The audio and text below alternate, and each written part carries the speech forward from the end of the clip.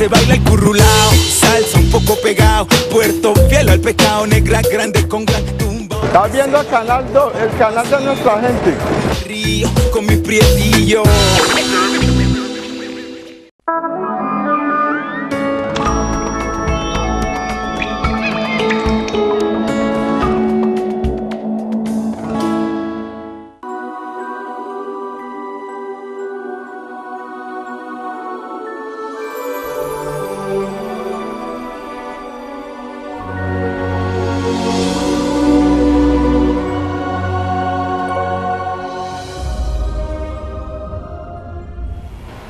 Amables televidentes, los saludamos desde el canal 2, el canal de nuestra gente. Hemos invitado al empresario y consultor empresarial Álvaro Marín Hoyos para que converse con ustedes y con nosotros sobre la coyuntura que vive Colombia hoy. Desde el mundo empresarial, tanto como empleado, como ejecutivo, como gerente y como empresario propiamente dicho, y ahora como consultor, él tiene mucho que aportar a la reflexión colectiva que estamos viviendo los colombianos. Son más de 40 años de historia laboral y empresarial que tiene Álvaro Marín Hoyos y por eso le he pedido que hable con nosotros sobre varios temas. Saludando a Álvaro, te saludo, te agradezco que hayas aceptado esta invitación, yo sé que te costó sacar este ratico. Álvaro, quiero que nos cuentes, cuando tú saliste de la universidad en la Escuela de Minas de la Universidad de Antioquia, de la Nacional, año 75, Colombia ya llevaba más o menos unos 11 años oficiales de conflicto interno, desde el 64 hasta el 75. ¿Te acuerdas cómo era la fisonomía social y económica de ese país en el que comenzaste a ejercer tu trabajo como ingeniero? Su pregunta me lleva a una conclusión que me parece terrible, y es que en los 40 años que llevo yo de ejercicio profesional, o sea, contados a partir del momento en que salí de la universidad, yo he vivido solamente en una situación de violencias, no solamente de una violencia, no solamente de la violencia de esa guerra del Estado con las FARC y con el ELN, sino también que viví muy de cerca la violencia narcoterrorista, la época de Pablo Escobar y toda su gente.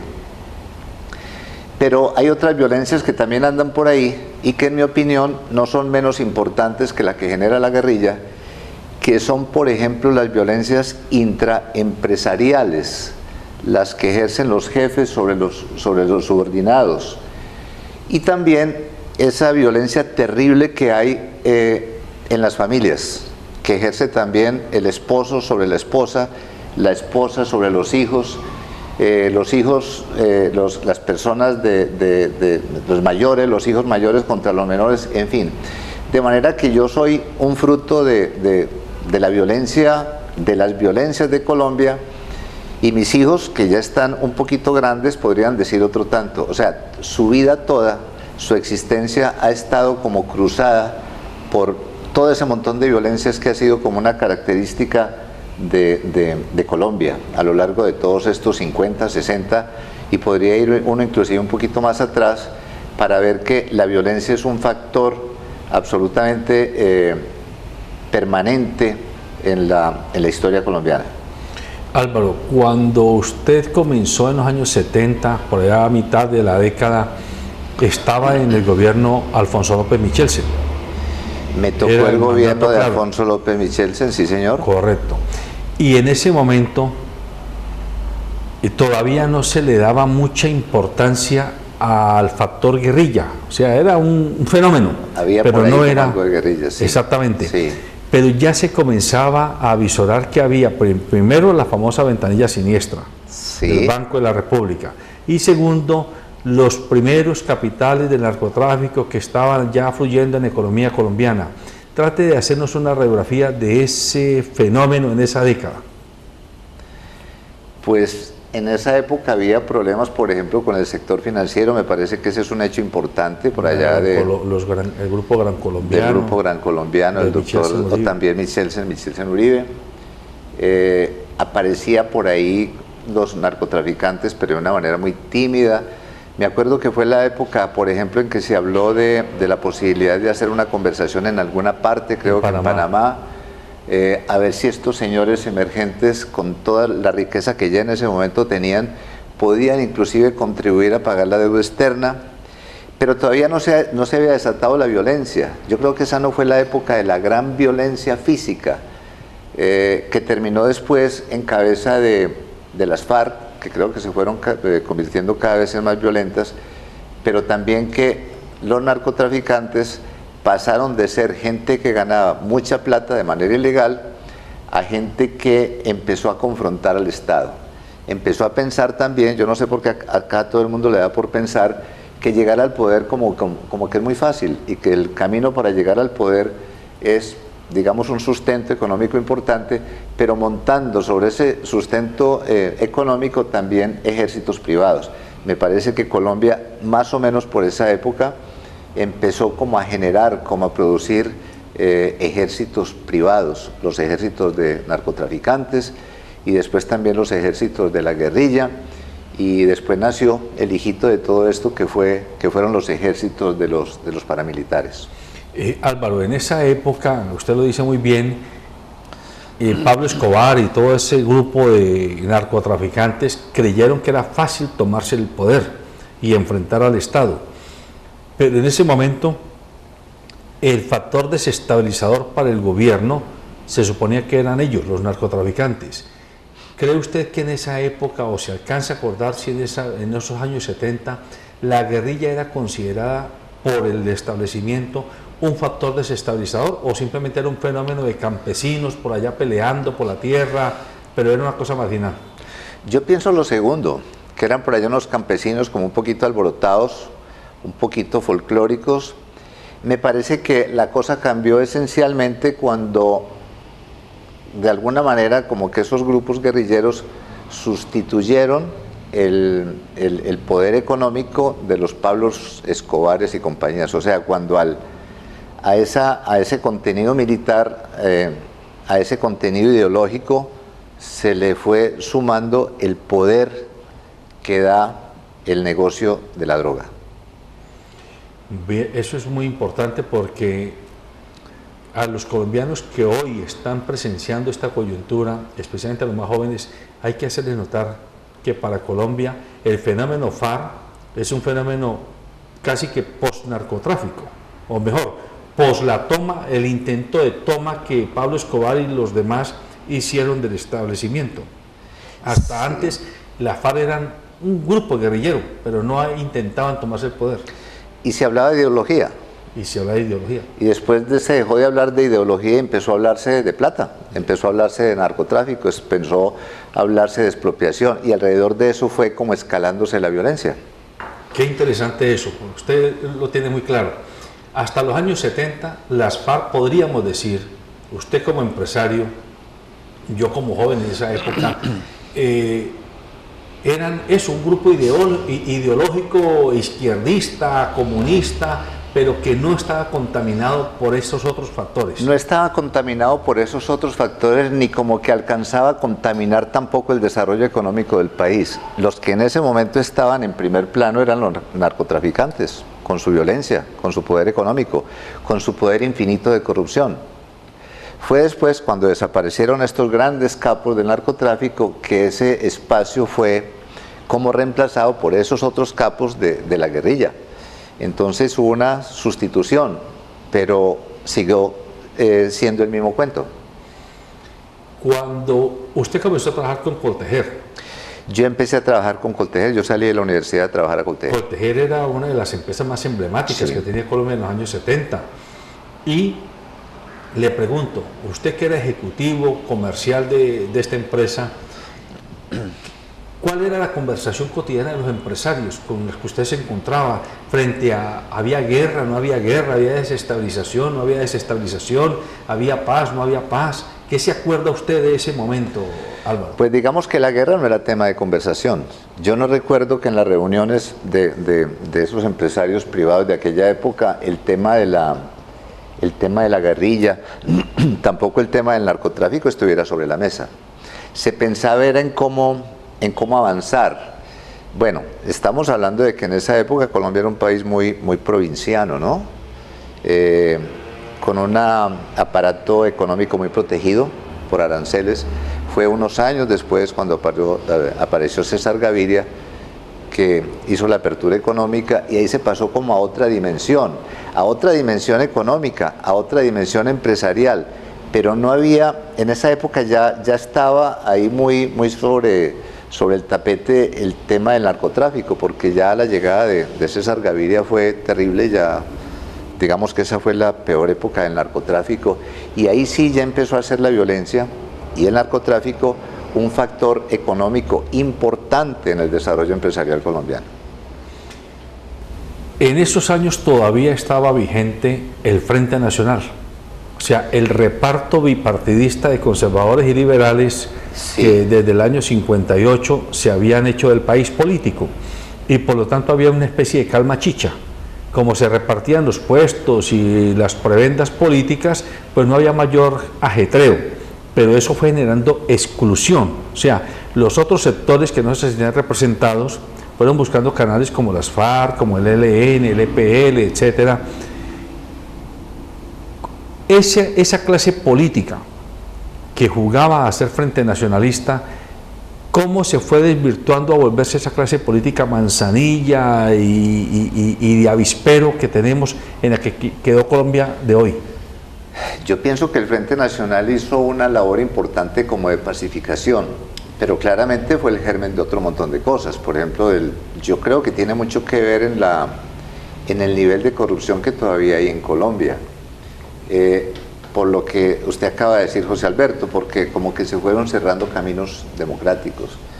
Como que teníamos en esa época una democracia partida, una democracia muy constreñida.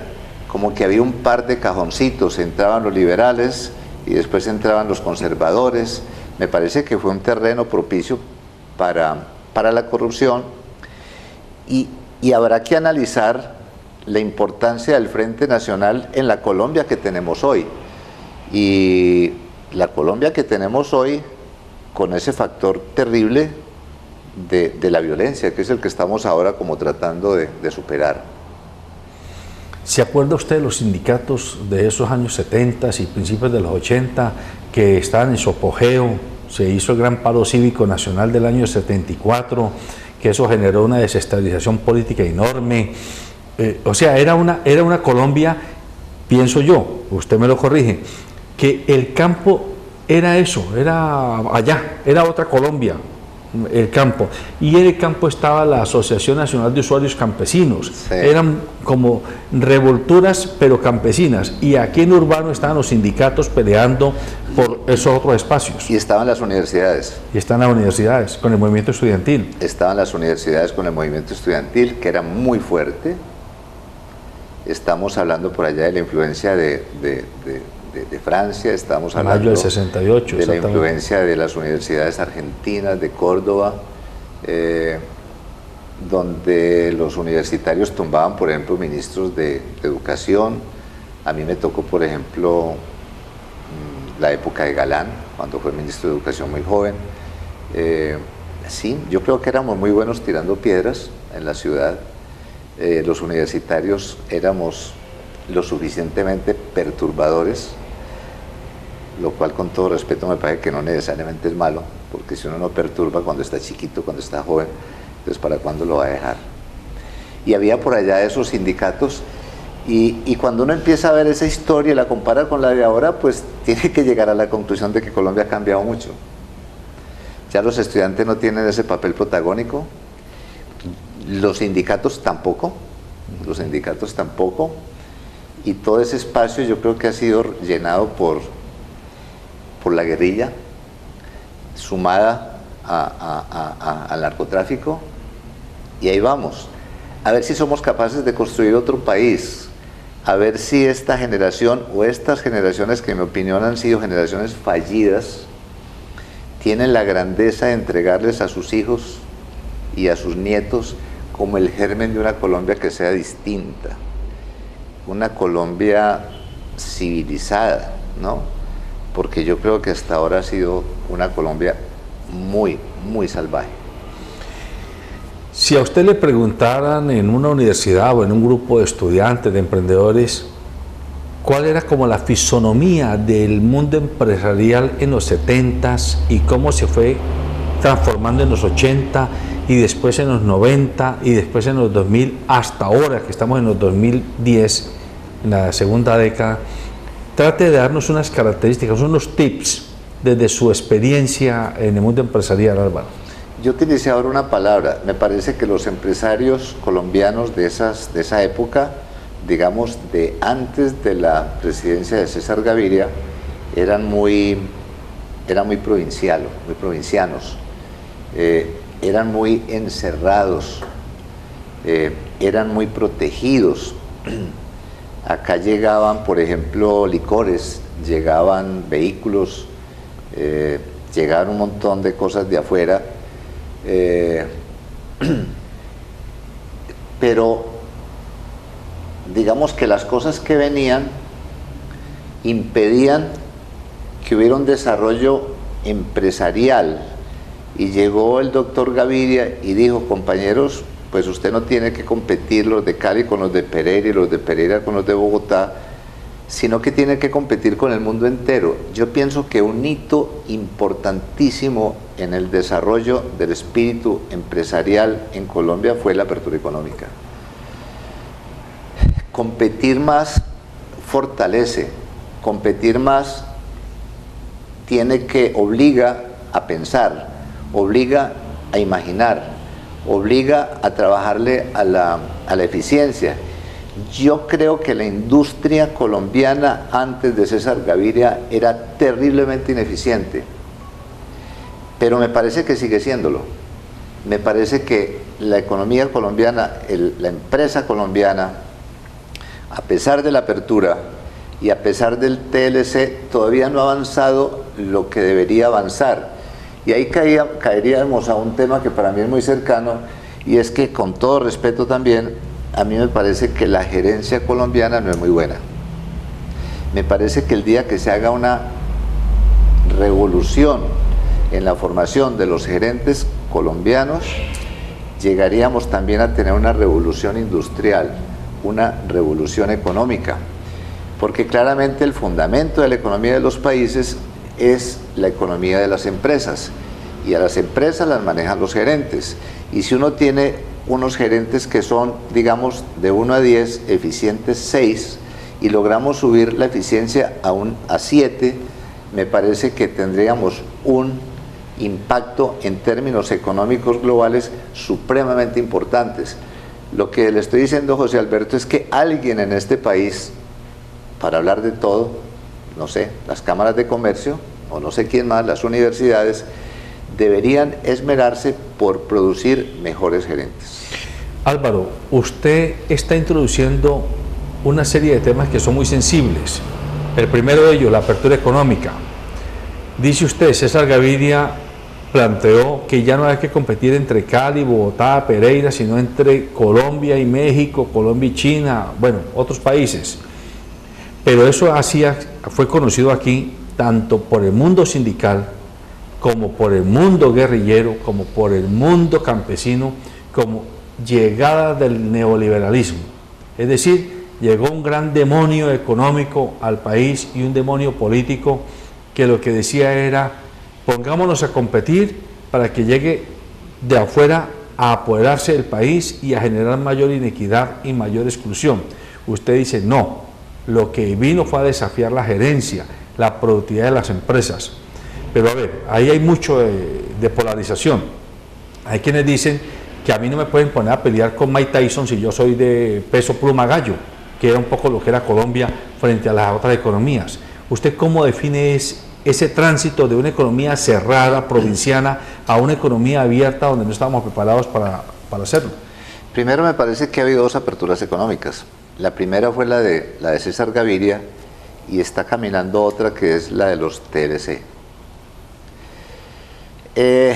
Yo creo que uno, si es chiquito, no lo pueden poner a pelear con Mike Tyson, pero si uno es boxeador tiene que pelear. Me parece que no es realista en el mundo moderno proteger a las empresas. Me parece que el mundo no se encamina, el mundo económico no se encamina hacia más proteccionismo. Me parece que se encamina hacia más libertad de competencia. Me parece que ya no estamos en la época de los aranceles, ni estamos en la época de los carteles. Estamos en la época en que sobreviven solamente los que son capaces de competir. Y eso tiene resistencia, José Alberto. No hay nada que no tenga resistencia. Cualquier idea que se proponga tiene una resistencia muy fuerte. A los adultos no nos gusta cambiar.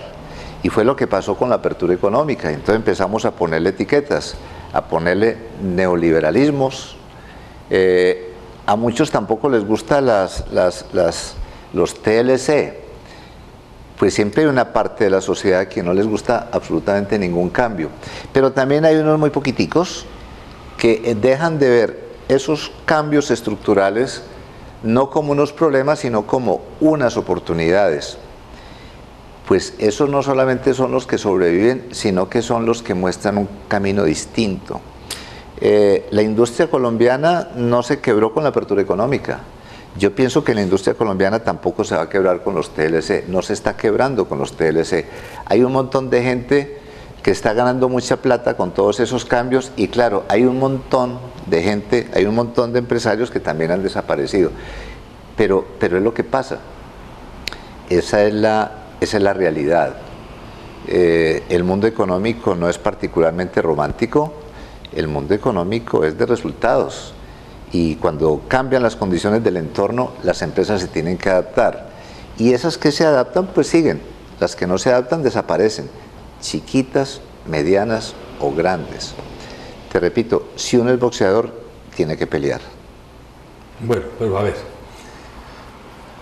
Dice parte del discurso que argumenta que esa inequidad, esa desigualdad, esa extrapolación de la riqueza y la pobreza a su sola guerra interna de Colombia, además del narcotráfico, porque, por ejemplo, mientras los europeos y los americanos podían mandarnos aquí maíz y sorgo y trigo y cebada con protecciones de sus países que les dan cuotas especiales de cosechas y demás, infraestructuras, sistemas de transporte privilegiados, aquí no había ninguna posibilidad de que el boxeador chiquito que estaba cultivando sorgo fuera capaz de mantener competencia con el que estaba trayéndolo del otro lado. Uno. Dos, la banca.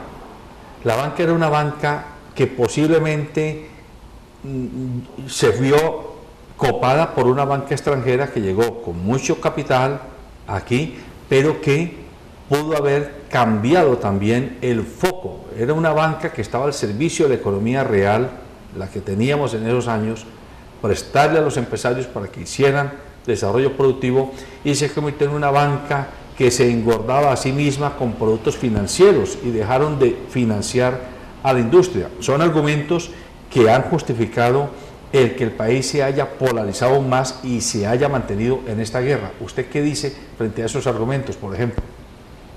Y bueno, y al campo, que el campesino cada vez quedaba más relegado. Pero es que el campesino en Colombia como que nunca ha existido, ¿no? Siempre ha sido un cero a la izquierda. Un país que tiene en el campo posiblemente su mayor fortaleza, resulta que lo ha desestimado, lo ha despreciado. Por ejemplo, ¿qué tan importante es en todo ese planteamiento donde usted me está metiendo una docena de variables? Yo le agregaría una más. ¿Qué, por ejemplo, con el tema de la infraestructura? ¿Cuál de los gobiernos anteriores, y quiero decirle que yo no soy santista, se preocupó por hacer carreteras? ¿Cuál se preocupó por hacer puertos? ¿Cuál se preocupó por respetar y desarrollar la economía de los ríos? ¿Quién se preocupó por desarrollar la economía de los mares? ¿Quién se preocupó, por ejemplo, por pensar en que una buena justicia también es un factor económico? O sea, estamos llenos de variables que hacen que la situación de Colombia sea la que tenemos en este momento. Y está sobre la mesa también ahora el tema de la guerrilla. otra variable. ¿Cómo se armonizan todas esas variables con un solo propósito? Pues que vivamos un poquitico mejor. Pero usted me está planteando unos problemas que son muy, muy serios, señor José Alberto, demasiado serios, demasiado grandes, demasiado llenos de variables. Un buen ejercicio sería por lo menos hacer un inventario de todas esas variables. Y llegaríamos a una conclusión terrible. La guerrilla, si no fuera por el factor del narcotráfico, sería uno de los problemas más chiquitos que tiene Colombia. Insisto, es más seria la violencia intrafamiliar y eventualmente la violencia intraempresarial. Y la común. Y la de la calle, y me parece que la falta, por ejemplo, de infraestructura es más grave que el tema de la guerrilla, y me parece que el tema de la justicia es un problema capital. Ese problema de las cárceles, por ejemplo, es una aberración, debería ser la vergüenza de todo este pueblo colombiano. Y el tema de qué más, yo creo que el fondo de todo es la corrupción. Somos un país de corruptos y me parece que esa es una cultura. Y yo no sé qué vamos a hacer con los adultos, pero yo sí pienso que deberíamos esmerarnos por producir un nuevo colombiano. Si produjéramos un colombiano menos corrupto, haríamos también un salto cuantitativo muy importante en la calidad de vida. Usted en su respuesta está abriendo la puerta del narcotráfico como uno de los factores que justifican todo este marasmo, todo este desorden institucional y económico que hay en el país. Y dice usted, sin el narcotráfico la guerrilla sería un problema chiquitico. Lo fue chiquitico. Lo fue chiquitico, pero como hoy sabemos que la guerrilla de alguna manera se ha alimentado también del narcotráfico como su gran combustible, y no hay visos de que en el concierto internacional se vaya a legalizar la droga, aquí vamos a mantener, intentando hacer una paz entre bandos en conflicto, pero el combustible de esa potencial guerra va a mantener ahí todo el tiempo. Yo creo que sí, yo creo que sí. Yo creo que tenemos problemas muy grandes y problemas muy chiquitos. Yo creo que en los más grandes tendríamos que meter la corrupción y su hermanito la justicia, pero el narcotráfico es el gran problema de Colombia. Si nosotros por arte de magia le quitáramos el narcotráfico a la economía colombiana, me parece que tendríamos al otro día un país completamente distinto. ¿Y usted ve que hay alguna posibilidad de que el narcotráfico desaparezca como factor desestabilizador en Colombia? Usted lo dijo hace un segundito, el día que legalicemos el narcotráfico me parece que habremos dado un paso de gigante hacia la solución de los problemas de Colombia y de otros países, pero principalmente el de Colombia porque por un montón de razones geográficas o de lo que sea, ha sido pues como el foco mundial de irrigación del narcotráfico. Yo sí creo, yo estoy absolutamente convencido que la legalización es el camino. Y me parece que cada vez se oyen más voces en ese sentido. Yo creo, José Alberto, usted que es una persona tan joven, le tocará ver la legalización de la droga. No soy mucho más joven que usted. A mí no creo que me toque, pero yo votaría porque a usted sí le tocara esa legalización. O sea, usted es optimista, prudente, en que va a haber un ambiente geopolítico para que la legalización de la droga llegue en los próximos años. Sí. Y yo creo que no estamos hablando de más de una década. Creo que estamos próximos a la legalización de la droga. Yo creo que sí. Porque es que otra cosa es estúpido. Pensar en otra dirección me parece que es estúpido. A menos que aparezca alguien mucho más inteligente que nosotros y diga que hay una solución distinta a seguirnos matando por la droga o a legalizarla, que yo creo que es la disyuntiva que se plantea en este momento. Ese tema y el de la corrupción y la justicia en el que usted está insistiendo en su intervención me permite abrir otra ventana. Una vez que el conflicto con las FARC cese y se refrende, los colombianos vamos a tener cabeza y tiempo para pensar en los otros grandes temas que han estado solapados históricamente. A mí me parece que vamos a desalojar de la agenda el tema con las FARC. Y yo creo que próximamente desalojaremos también el tema con el ELN y en el mientras tanto me parece que estaremos enfrentando el tema de las BACRIM y de las FARCRIM que probablemente van a nacer como consecuencia de los acuerdos de La Habana y algún día alguien tendrá que modificar su discurso electoral hacia la corrupción del Estado, hacia la corrupción del sector privado, hacia la corrupción que también habita en las familias, en fin, la corrupción que me parece que está en todos los niveles de la actividad económica colombiana y que en mi opinión es un problema infinitamente más serio que el problema de la negociación de La Habana. Visto así, el tema de la corrupción no estaría también de alguna forma impulsado por el cambio que hubo en 1986, cuando la descentralización administrativa y fiscal del país, donde si antes el poder político estaba concentrado en Bogotá y el presidente nombraba ministro y gobernador, y el gobernador nombraba alcaldes a dedo, eso pasó a que fuera el voto directo de la comunidad territorial. Entonces, si antes el poder estaba centralizado, ahora hubo muchos micropoderes que fueron cogiéndose el territorio y se amangualaron algunos rentistas de capital, contratistas del Estado, políticos emergentes que hicieron de las suyas con el ideario de que Colombia sí iba a ser más democrática porque íbamos a elegir gobernadores y alcaldes de forma directa. Pues descentralizamos la corrupción,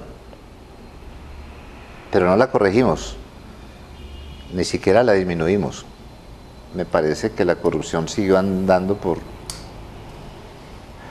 los pueblos, por los departamentos, por las grandes ciudades, y de pronto antes el centro de esa corrupción era Bogotá. Pero me parece que eso no resolvió el problema. Tampoco podría afirmar, o no tengo ningún elemento para afirmar que lo agravó. De pronto sí. Pero a mí me parece que una de las constantes, digamos que el desarrollo de este país ha tenido algunos elementos que han sido constantes. Pues uno de ellos la violencia de la que hablábamos antes, pero me parece que la otra es la corrupción. Nosotros trajimos esa contaminación de la corrupción de nuestra madre España y sigue ahí. O sea, la culebra sigue viva, pero de eso no se habla tanto. Eso lo sentimos todos los colombianos, a todos los niveles, pero yo no encuentro un discurso coherente para acabar con la corrupción. Por allá vimos a un señor Mocus, ¿no? En Cali escuchamos a un señor Armitage, pero yo sí quiero ver resultados, porque por ejemplo el cartel de la corrupción, el cartel de la contratación de Bogotá fue post-Mocus, ¿no? O sea, eso que quiso implementar Mocus resolvió el problema. Pues si lo hubiera resuelto no hubiéramos tenido el cartel de la contratación. ¿Será que en ese tema en Cali vamos a avanzar con el doctor Armitage? Esperemos que avance más a ver. Pero a mí me parece que es el gran tema pendiente, el tema de la corrupción, al lado del tema de la justicia. Porque es que el tema de la justicia, José Alberto, es muy serio. En Colombia no hay justicia y la poquita que hay está al servicio del sector financiero. A mí me parece que acá hay dos justicias. La que logra el sector financiero, que según estadísticas que he visto por ahí, más del 70% de las actuaciones de los jueces son procesos ejecutivos para cobrarles a los particulares las deudas del sector financiero, y la tutela. De ahí para allá no hay justicia. Fíjese que usted está tocando un tema que pocos colombianos reconocen y reflexionan sobre él, pero que es un generador de violencia. Claro que sí. Y es que el sector financiero se haya apoderado de la justicia para resolver sus casos. Cooptó la justicia.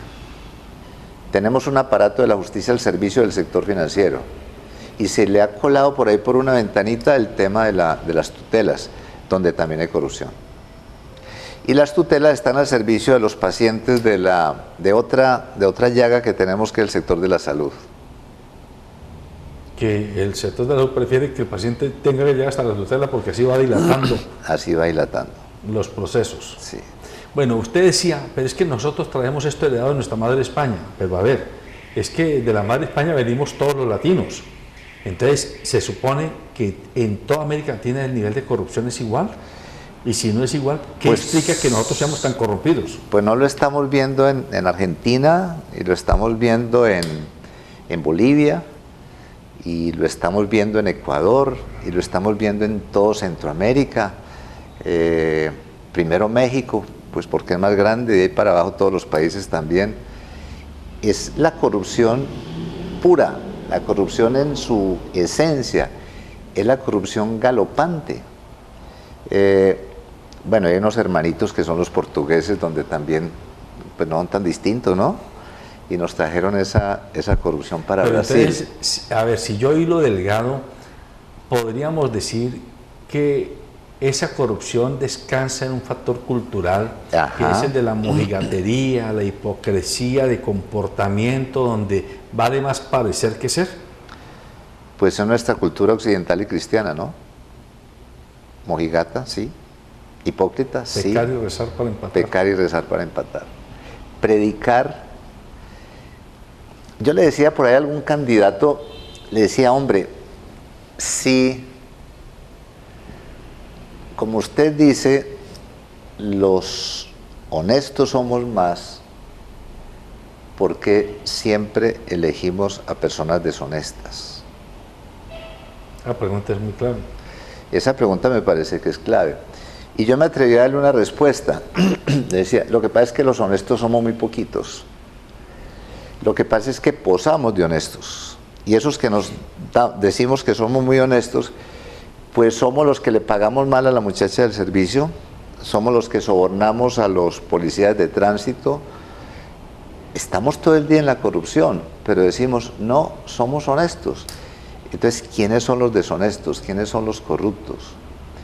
A mí me parece que, yo le decía alguna vez a un hijo mío, mire, usted hágale un aporte a la limpieza de ese tema de la corrupción. Deje usted de ser corrupto, para que por lo menos haya un corrupto menos. José Alberto, somos una manada de corruptos. Yo creo que todos. Distinto es que muchos posemos de lo contrario. Otra vez, la civilización occidental y cristiana. Es muy duro esa afirmación que usted hace, pero es meterle el dedo con sal a la herida. A mí me parece que es la verdad, digo yo. Y es pues, parte de lo que en este momento el país tiene que hacer esa catarsis, tiene que ser capaz de mirarse al espejo y ver los granos y las magulladuras que tiene. Pues los médicos lo saben muy bien. La primera pregunta, lo primero que hacen es identificar el problema. Cuando un médico identifica el problema, tiene un porcentaje importante de Y la eso solución. explica por qué hoy día esta polarización es, ¿y cómo vamos a negociar con los malos si los buenos somos los que estamos Correcto, aquí? correcto. Es que los buenos somos nosotros y los otros somos una manera de malos. Pues sí, por eso estamos negociando, ¿no? Si todos fuéramos buenos, ¿de qué negociación estaríamos hablando? Yo me voy a meter con usted en el tema empresarial. Y usted que se la ha pasado todo el tiempo hablando con empresarios, conociendo empresas, viendo cómo toman decisiones, cómo fracasan, cómo viven y se levantan, cómo negocian con el Estado, cómo negocian con sus competidores. ¿Ha habido algún cambio en la cultura empresarial en estos 40 años que a usted le permita ser prudentemente optimista? Bueno, yo tengo un problema, es que soy optimista por naturaleza, por antonomasia, que dirían en otra época. A mí me parece que vamos hacia arriba. Yo creo que estamos mejorando. Como decía hace un rato, alguien tendrá que ayudarles a los gerentes a hacer mejor su trabajo. Pero ese es otro tema, José Alberto.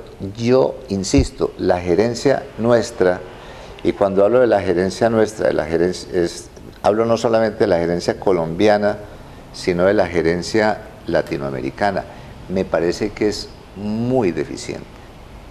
Me parece que los gerentes no tienen conceptos claros sobre cómo se conduce una empresa.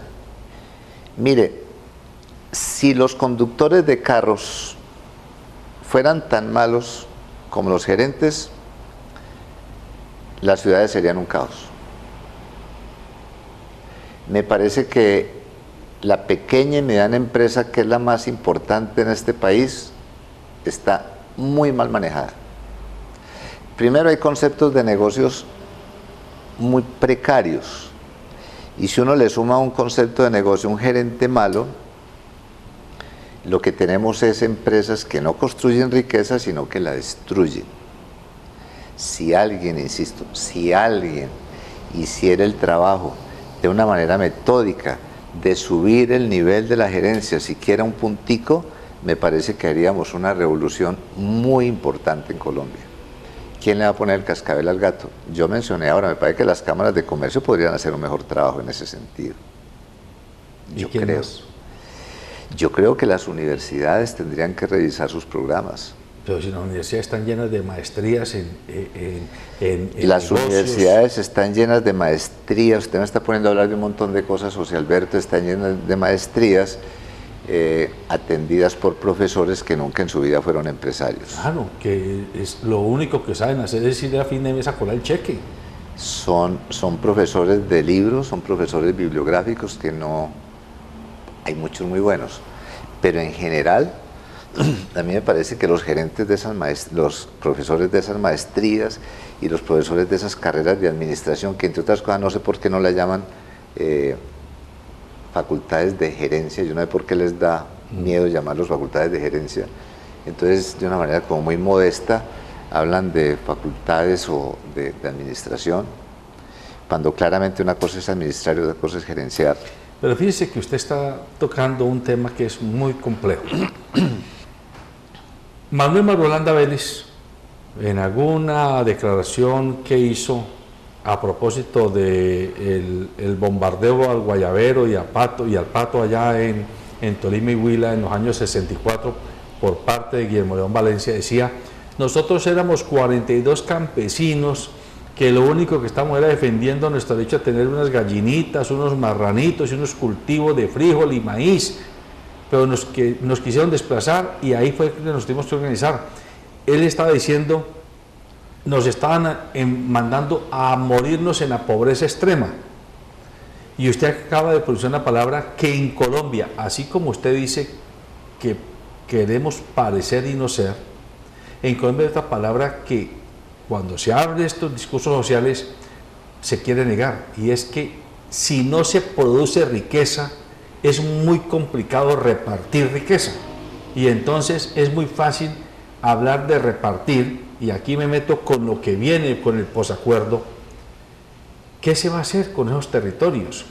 ¿Qué se supone que a las FARC habría que decirles? Porque si vamos a repartir tierra y la loteamos, pero ya, ahí repartimos fue pobreza simbólica, o riqueza simbólica, pero no real. Por eso atomizamos la pobreza. ¿Qué hacemos para que también los guerrilleros, que ya se van a volver civiles, y políticos, y dirigentes sociales y económicos, aprendan a generar riqueza para que después tengamos cómo repartirla? ¿Y por qué no vuelve José Alberto al gran diagnóstico que hizo Tiro Fijo? ¿Por qué no dejamos que los campesinos sigan cultivando sus marranitos y sus gallinitas? ¿Por qué no le tecnificamos la forma de multiplicar los marranitos, de engordarlos más rápidamente? ¿Por qué no permitimos que esos marranitos salgan a los sitios donde la gente come marranos? Y las gallinas, ¿por qué no les hacemos vías para que los huevos salgan de por allá a donde está el mercado? Y los que sepan, los que no quieran cultivar gallinas y cerditos, pues que cultiven plátano, que cultiven comida, que es lo que la humanidad necesita. Yo creo que deberíamos volver al diagnóstico de Tiro Fijo.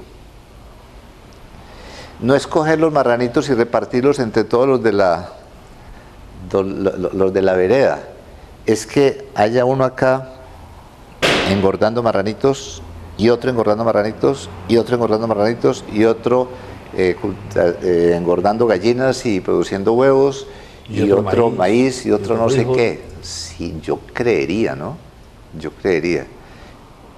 Eso me lo dice el sentido común. Eso lo dice el sentido común, usted lo dice muy bien, pero ¿y cómo hacer para que esos minifundios, porque no toda la agroindustria se basa en minifundio, también se requiere gran capital para que vaya a hacer desarrollo extensivo, pero cómo hacer para que se complementen los cultivos de pan coger y el minifundio con la agroindustria sin que haya desplazamiento de unos por otros?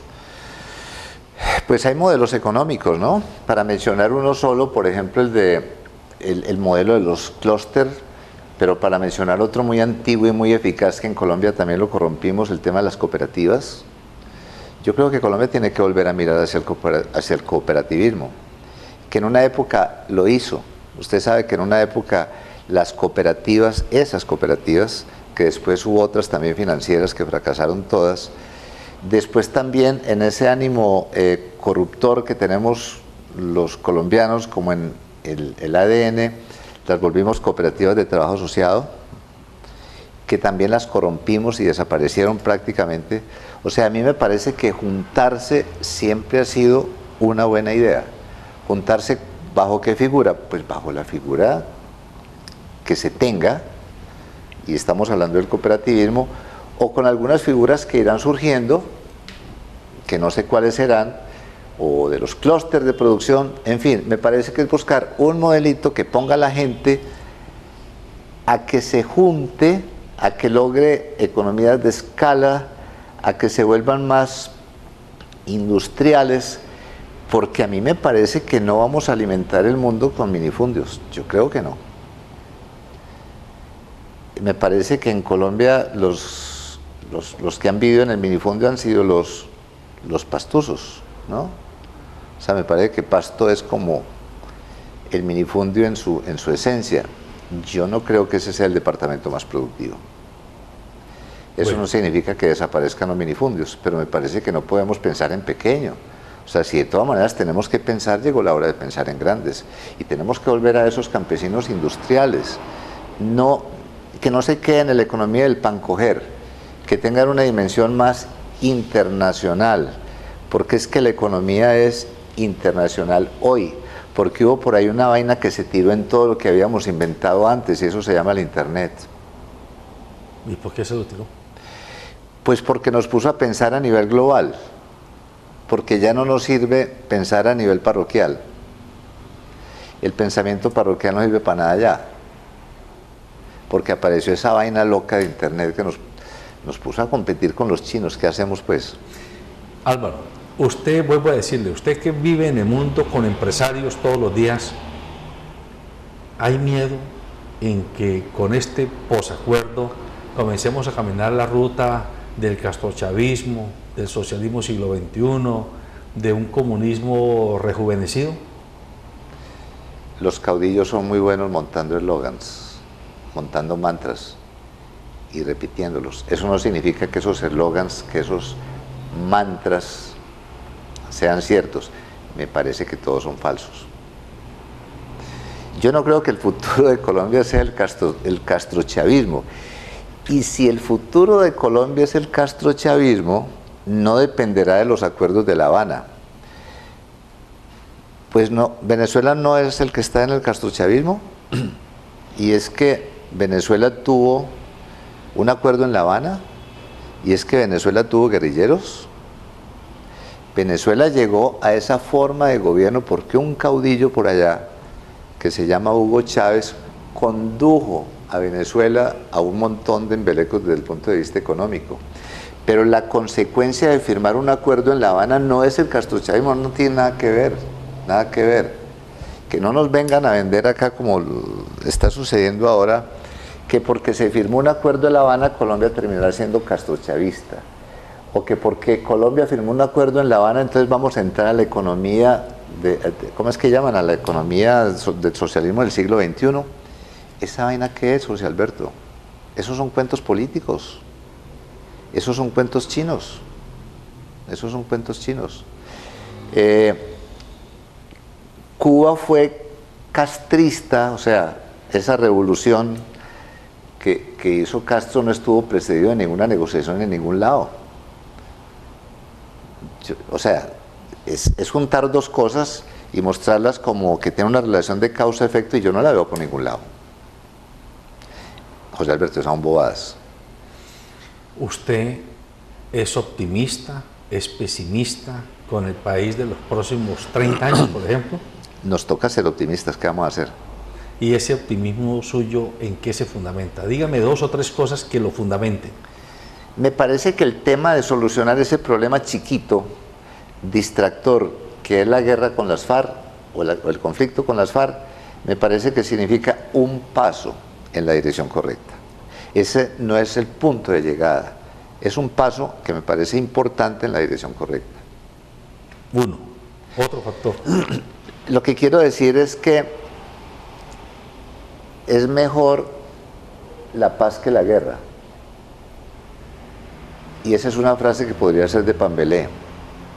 Es mejor ser rico que pobre. Sí, pero claramente es mejor un país con menos guerrilla que un país con más guerrilla. O sea, pensar en otro cuento me parece que es ir en contravía del sentido común.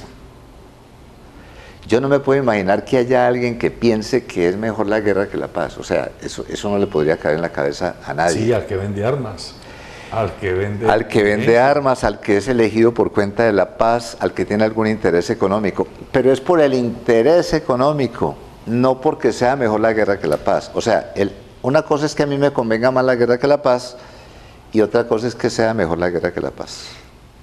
Si se aclimata el proceso de paz que estamos iniciando, ¿usted cree que se darán condiciones para que el empresariado colombiano mejore, alcance mejores ratios de desempeño y por lo tanto pueda haber más competencia y mejoría en el bienestar colectivo? A mí me parece que es absolutamente obvio. Por ejemplo, ¿qué estarán pensando en este momento los que están en el negocio de la hotelería, los que están en el negocio del turismo? Esperando que la paz se consolide. Esperando que la paz se consolide.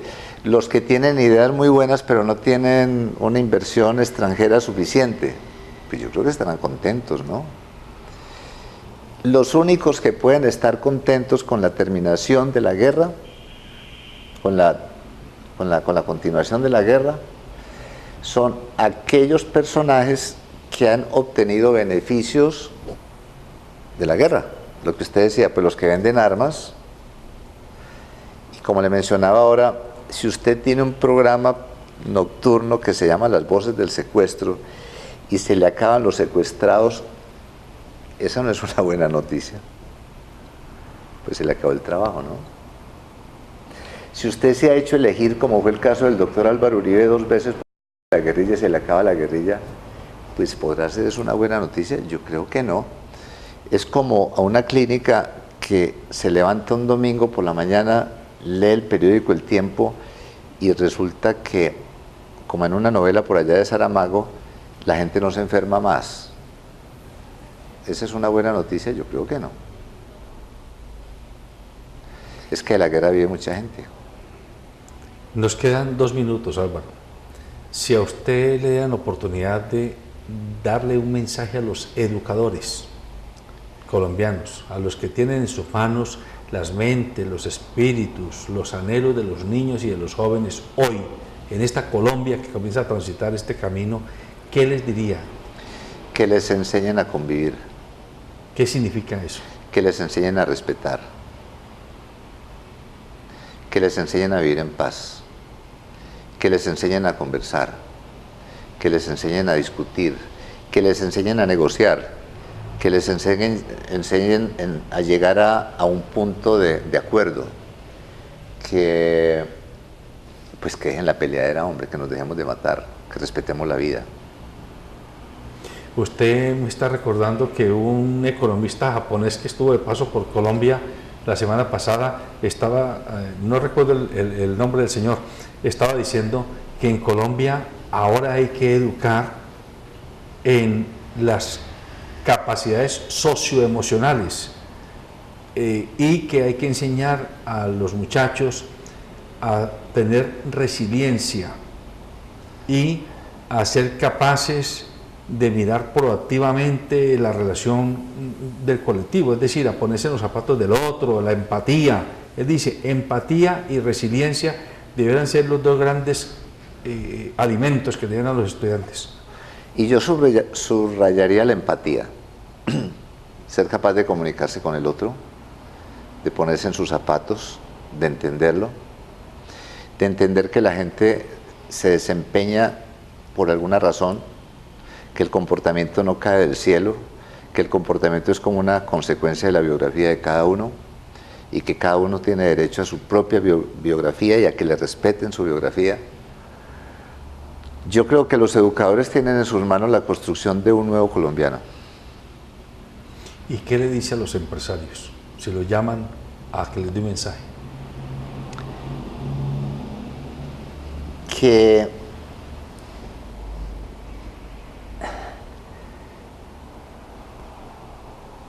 estudien, que sean todos los días un poquito mejor, que profundicen, que tengan los criterios claros respecto a la forma como funcionan las empresas, que salgan un poquitico de su empirismo, que entiendan que las empresas son la herramienta que creó el ser humano para producir riqueza. Alguna vez un gerente me dijo, ¿usted por qué no me da 2 consejos? Y yo le dije, con mucho gusto le doy 2 consejos. Consejo número 1, señor empresario, por favor nunca pierda de vista la liquidez. Consejo número 2, nunca pierda de vista el primer consejo.